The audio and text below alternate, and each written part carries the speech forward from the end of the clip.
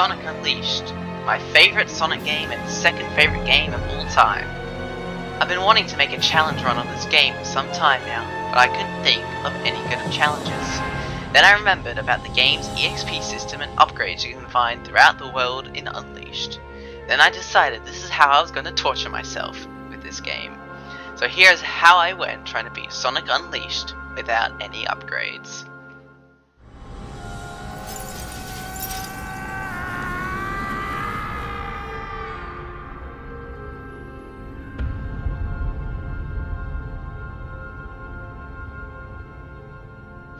First, let's classify what I count as an upgrade.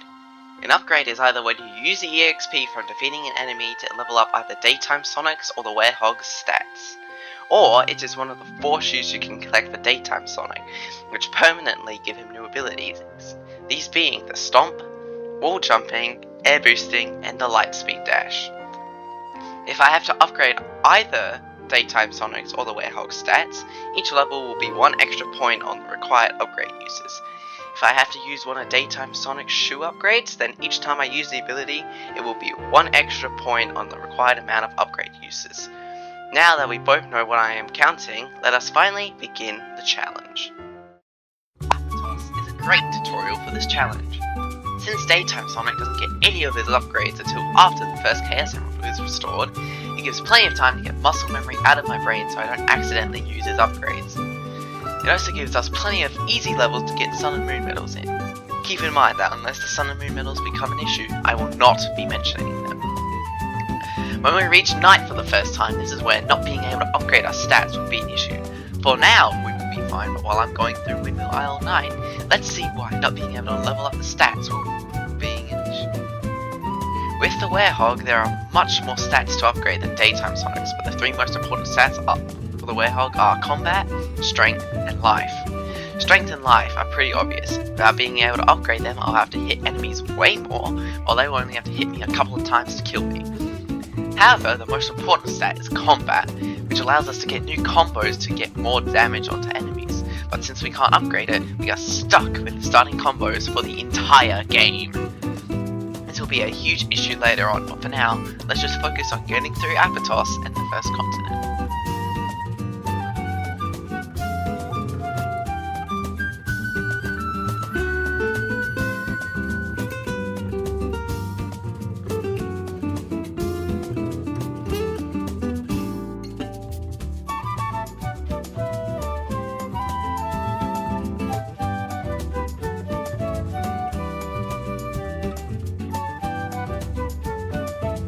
That was easy, almost like it was the tutorial for the game or something. Now we're entering the true game, where no access to upgrades will make this harder.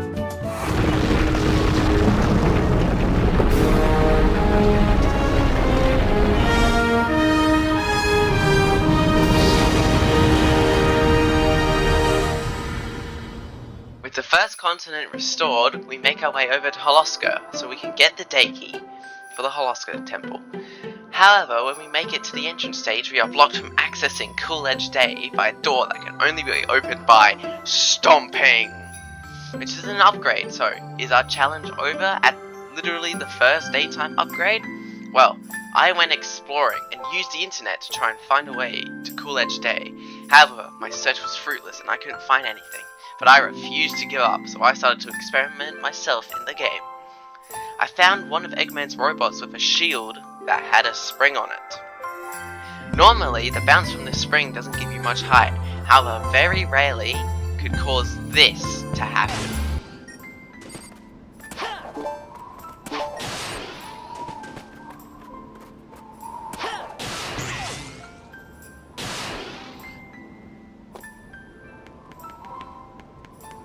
That's right, we successfully skipped the stomp shoes and can access Cool Edge Day.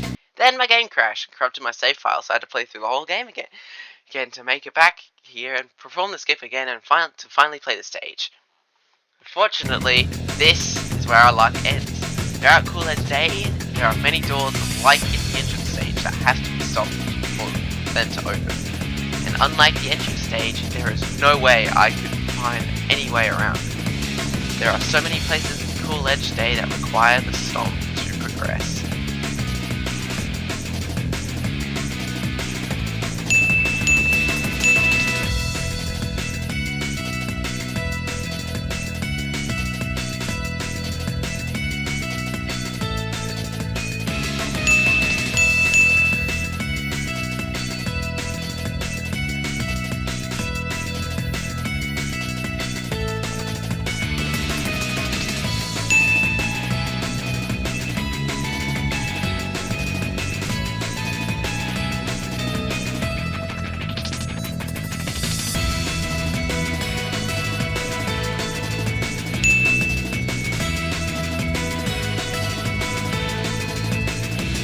That's right, 8 uses total for Cool Edge Day, and I could not figure out a way around any of them, so unfortunately, it is not possible to beat Sonic Elite without any upgrades. However, the question remains of what the minimum amount of upgrade uses is. So, Cool Edge Day's temple key acquired, let's head our way to Spagonia for Rooftop Run Night.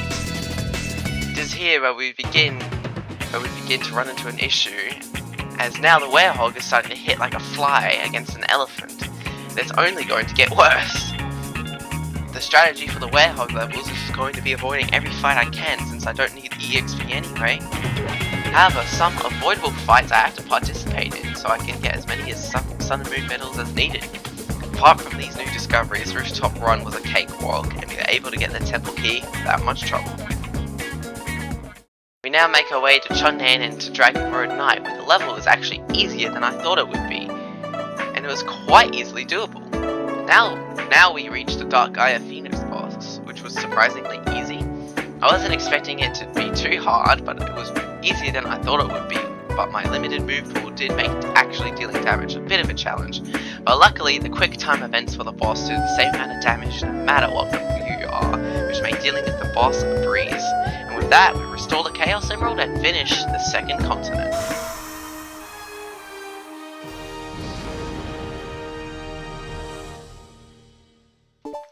With 2 emeralds restored, we now enter the entrance stage for Dragoon Road again to get to Dragoon Road Day.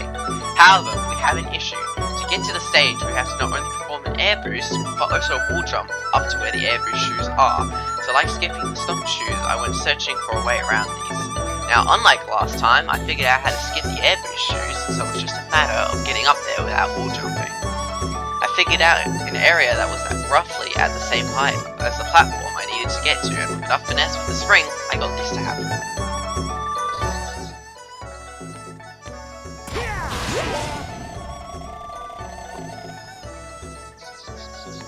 That's right, Chip's yapping calls me to fool, so every time I want to get up there, I have to do it twice if I die.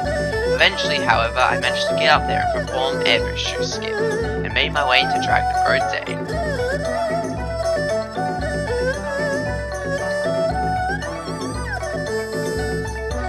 Unlike Cool Edge Day, Dragoon Road Day was 100% possible without any upgrades at all. So now we return to Spagonia, where we are placed with another roadblock. We need to skip the wall jump shoes. Now, Rooftop Run Day is just at a ridge with a simple jump. However, our saving grace is a floating spring we can homing attack to. Unfortunately, we need to perform a jump on a very small angle and have enough speed to reach the spring's homing attack radius before we hit the floor. Thankfully, however, I achieved this attempt.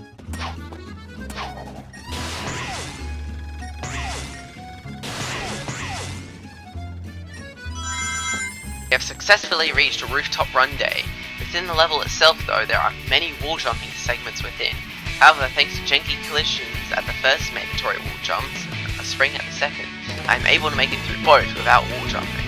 This is much more promising than Cool Edge, and I spoke too soon, the third mandatory wall jumping section is unable to be skipped by my skills. You see, speedruns of this game actually skip every part of the level we've been through so far using M speed. However, there is no way I can do that myself, so I'm going to have to get the wall jump shoes. So even though these can be skipped, I can't do it myself, so they will be going on the total upgrade uses. Keep in mind, however, that at the end of the video, the final amount of upgrade uses required can be lowered. With our higher elevation, we can easily access the area the wall jump shoes are at, and obtain them before performing the same skip as earlier to get back into Rooftop Run Day without wall jumps. So let's make it back to where we were before, and where we got launched up before due to janky collision isn't possible anymore, so we have to wall jump 3 times. When we make it back to where we were stuck before, we have to wall jump another 3 times, and for the rest of the level there are no more required wall jumps, so that makes 6 total uses of wall jumping for the level. Thankfully, all that is left is just the egg table ray, which goes down quite easily, and we can restore the 3rd Chaos Emerald and continent.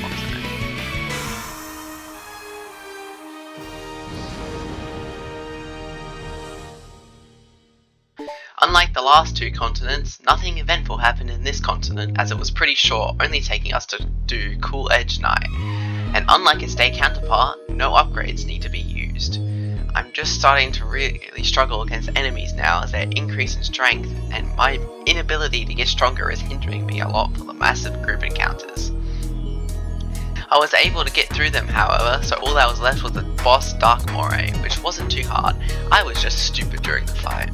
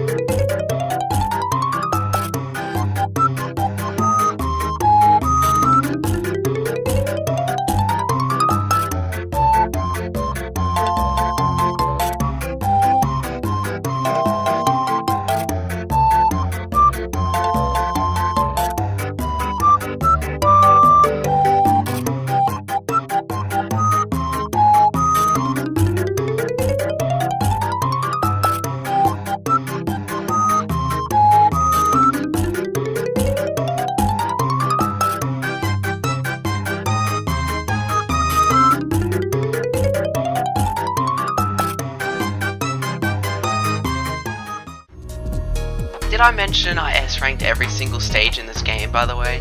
Like, I'm embarrassed by myself. Anyways, besides my incompetence, we actually had a continent and Chaos Emerald that I didn't need to use any more upgrades for.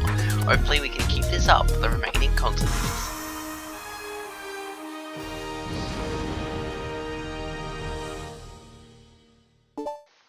We have now arrived at Arid Sands, which is the location of the last upgrade for Daytime Sonic, the Lightspeed Shoes. Except for some shortcuts, they aren't really needed, so we just need to skip them. Luckily for us, they were the easiest shoes to skip out of all four of them. After only a couple minutes, I was able to pull this off.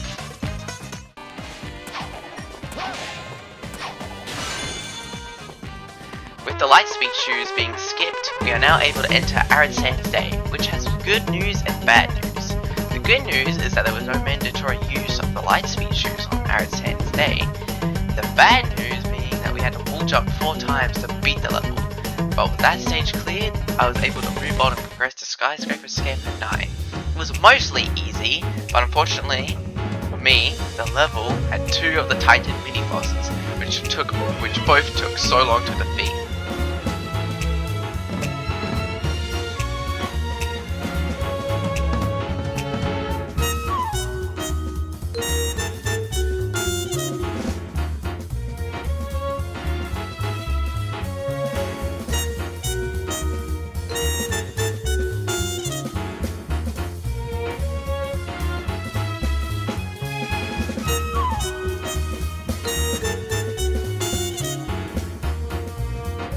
This worries me for Eggmanland, as there are 3 of those things much stronger at the end of it. But for now, I was able to beat it without any upgrades. With this, I travelled to Shamar to do Arid Sands Night. With this stage being open, it also means we don't have to worry about collecting moon medals now, only sun medals. Arid Sands Night is notorious for being one of the worst night stages in the game. This is because the stage has fire master enemies, which you need to put out with water before you can do direct damage to it. They can also put you on fire yourself, and you have to put yourself out. In normal gameplay, these enemies are manageable, but with my level 1 stats, it makes dealing with them so much more annoying, because I not only can't defeat them quickly, but my low health makes getting hit by their attacks so much worse because it drains my health quickly. Then the killer bees were so annoying to deal with this level than the ones before it. They kept dodging my attacks, and when I finally got an attack in, it barely did anything. However, I did eventually finish the level after a lot of struggle. The Dark Guardian boss compared to the stage I just played, though, was much easier, and I beat it in 5 minutes without much struggle. With that, the 5th continent is over now, leaving just 2 to go.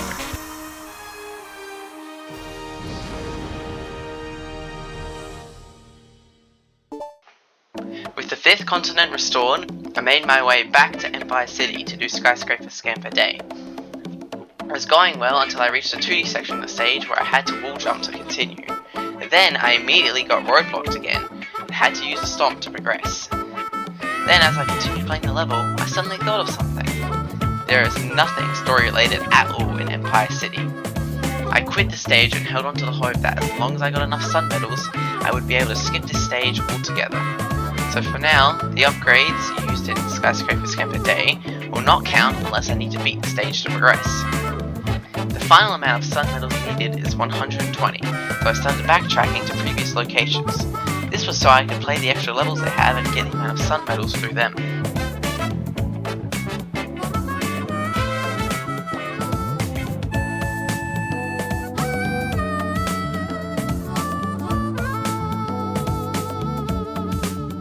After I had thought I had got enough, I went to Arid to do Jungle Joyride Night and get the last 10 sun medals to progress as well, to progress the story. Jungle Joyride Night faced the same issues as always with me being level 1, but like every other stage before, I had managed to beat the level. I had also collected all the sun medals I needed, so I returned to Professor Pickle to hopefully go to Jungle Joyride Day, but he still had the same dialogue.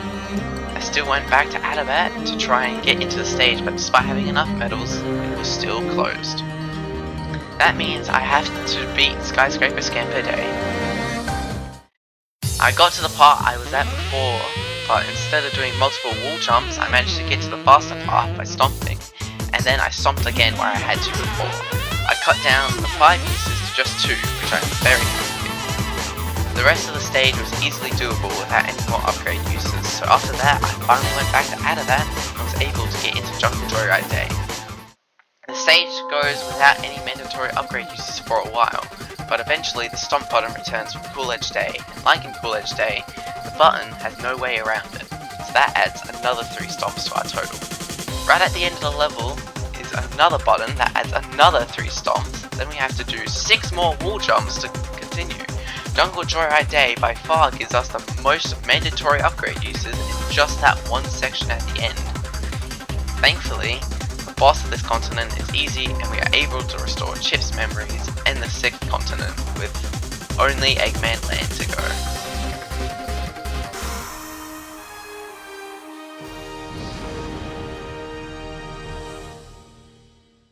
After experiencing one of the best cutscenes in the game, we return to Shamar where Professor Pickle tells us to fly straight to Eggmanland. So after going through another tornado defense stage which has no effect on the challenge, we arrive at Eggmanland. This stage is enormous with 3 daytime Sonic sections and 3 Werehog sections. In a normal playthrough it takes about 15 minutes just to beat this one stage, so imagine how long it'll take us to do it without using upgrades and having level 1 stats. The first daytime Sonic section is easy and I'm able to take the fastest path like I usually do. The first Werehog section is where the difficulty of this level begins, and I realise if I don't want the stage to take years to complete, I need to avoid every single non-mandatory fight.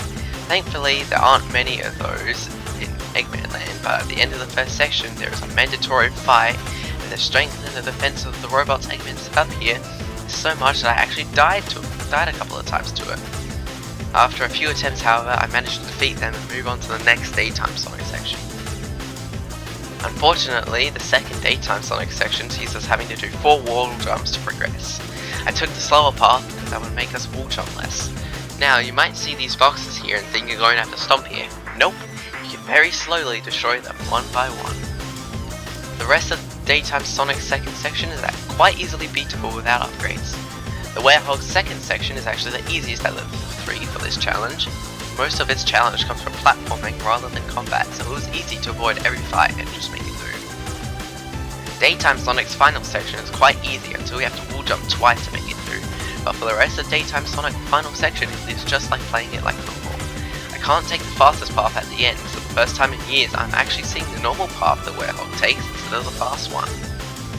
The final Werehog section was pretty normal until the last 2 rooms. The one with the Dark Gaia Titans, I have to fight them, so have fun and enjoy how long it took me to fight them at 3 times speed.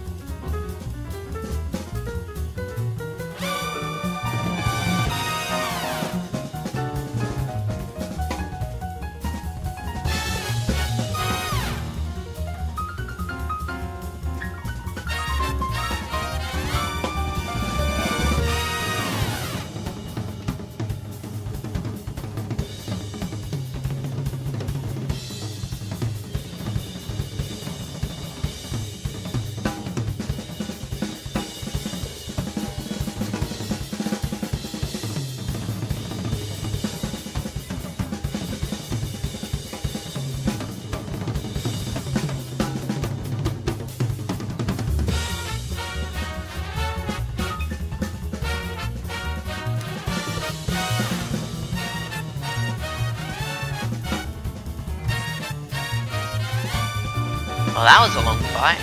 However, I was not expecting how little I actually needed to use upgrades in Eggmanland. All that remains now is the last 2 bosses and the run is over. First up, the Egg Dragoon. Like all the other Werehog fights, it takes a while to damage it, but with patience, it eventually falls. The QTEs with this fight also made it take not as long as it could have. With the Egg Dragoon defeated, the Werehog's part of the game is officially over. All that remains now is Dark Gaia. Now, the Gaia Colossus segments in the Dark Gaia fight aren't affected by upgrades and can be beaten like nothing is different with the game. The real question is if the daytime Sonic parts of this are beatable, which, yeah they are, not really any difference with gameplay at all with them. You see, these sections focus more on your reaction than use any of the upgrades you've acquired, which makes them quite easy to beat. This leaves only one bit of the fight, the Supersonic portion. However, like the Gaia Colossus segments, Supersonic, as far as I'm aware, isn't affected by the upgrades at all, which means there are no more upgrades uses left for us. As Dark Gaia meets its end, so does our challenge.